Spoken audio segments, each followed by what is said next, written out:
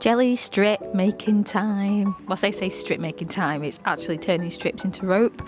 If you're new here, I'm Cathy from the Pastel Needle and I do cute home lifestyle items with embroidery and sewing. And today we are watching my sewing skills in action to turn some pre-ordered strips from Amazon into ropes ready and prepared for my actual rug and coasters. So as you can see here, I'm just putting the right faces of the fabric together at a 45-degree angle. This is to allow to make basically a bias tape. And a bias tape is just a curved strip of fabric really. But it means you can put numerous ones together and you don't get a really big clunky fold in it, which is really good. And you see I'm just doing the same here as well. I own a Singer denim machine. So it's still domestic, but it's as close to an industrial as a domestic gets. And I also have a Singer walking foot. A walking foot by far is the easiest thing to use. So now the strips are sewn together. You need to cut the corners off, but you don't want to cut it right towards the seam. You want to leave a bit of a seam allowance. I probably use not even a centimetre. And then you open that seam up as you go. But as you can see, they're all connected. So I need to just cut them through, and then that's all my strips ready to go. So now I am making sure on the wrong side of the fabric I am putting my wadding, or interfacing if you're American. And this is what basically turns the thickness into the rope. And then this is the school glue. So interesting with the school glue, it's actually purple, but it dries clear, which is really, really helpful in something like this. But it just means where you can see where you put the glue down. It just makes life a lot easier instead of having slippage from the interfacing and fabric. I'm just pressing it down.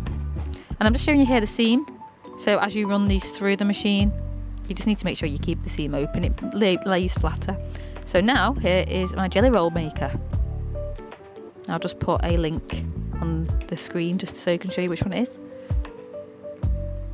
So with the jelly roll maker, you get the biggest piece, push it in, make sure it's even on both sides of the fabric going through.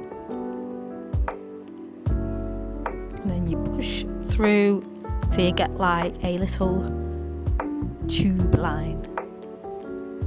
You've got to make sure there's a gap. See, there's a nice gap where I can put my thumb in. So I can show you there, and that's when you get the internal piece for this and put it where your thumb is, and that guides the fabric through. You then click it into place, and once you've done that you make sure it's even on both sides, and then when you pull that through now it will work efficiently.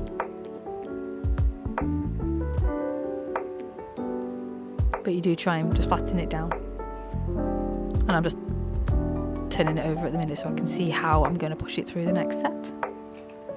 So this is the smaller set, so this acts as though instead of just having the first set where you can buy with many manufacturers, the second set allows it actually to be curved. So when I say curved, I mean it can go through the machine easier. You don't have to keep pushing it with your fingers.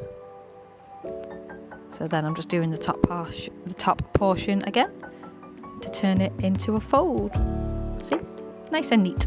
And this will be the very beginning. So the next step is just checking that all my tensions are correct.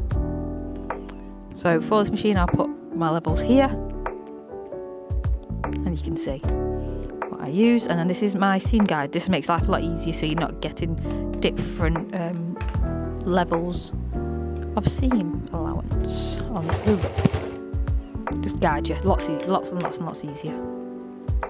And now I will then neaten it all up, pull the big one, push through the second one, and then it creates a lovely tube line.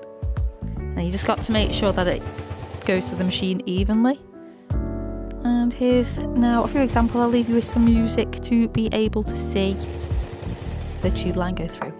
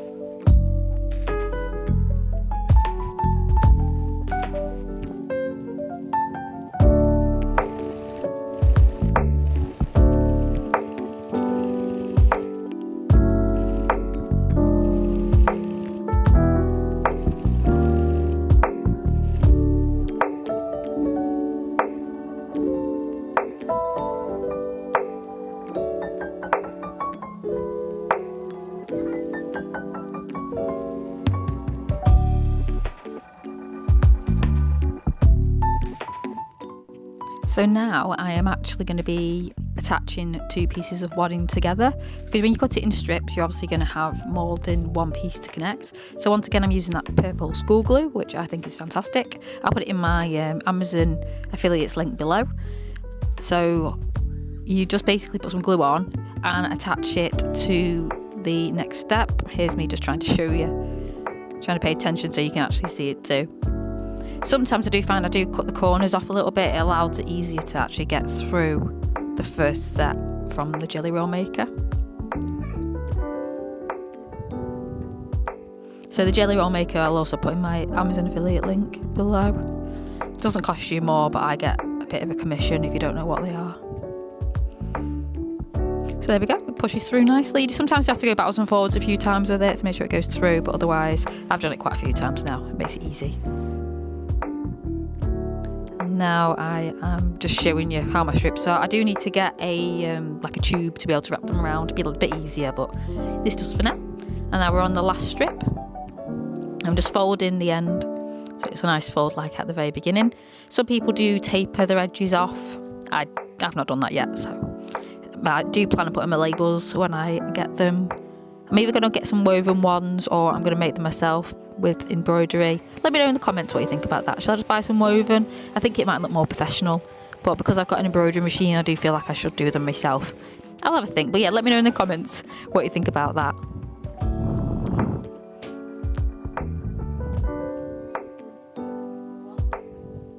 So you may see me chatting a little bit in this. I had my boy with me because it's the Easter holidays.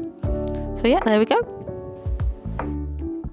All nice and laid flat, all nice and even, and there's all the jelly roll strips ready to go. If I can get them all. So I did plan on actually making the jelly roll and putting it in this video, the jelly roll rug or coaster, but because my car is in the garage because something is seriously wrong with it, I have not been able to get on with it today. And this is Sunday, this is Easter Sunday, so this is where my video goes out, so I'm doing the video edits now. You'll see me putting this lot of rope back into my basket ready to go again, to be able to sew it into an actual rug, and that will be in next week's video. So it'll be partly rug and partly coaster next week, and hopefully I can actually be able to get some on my website soon, as well as the mug rugs in the previous video. So if you look at the link above in the video, you'll see last week's video to be able to have a look at what I did with my big sewing mistake, but then how some of the items actually came out really well. But yeah, thank you for joining me today in terms of making these jelly roll strips. I hope it's been helpful. I hopefully in the long run, I really am hoping in the long run I can make my own strips. I have done it once on my Easter rug, but I'm trying to find ways to make life a bit easier so not everything is time delayed. I'm going to put it around my stabiliser tube at the end, ready to go for the actual sew on Friday, and hopefully I can video that and it'll be a more successful video than this one or the previous one. But yeah, I hope this has been helpful, guys. I've been Cathy from the Pastel Needle, and I hope you guys have had a lovely Easter, and I will see you next week. Take care, guys. Bye.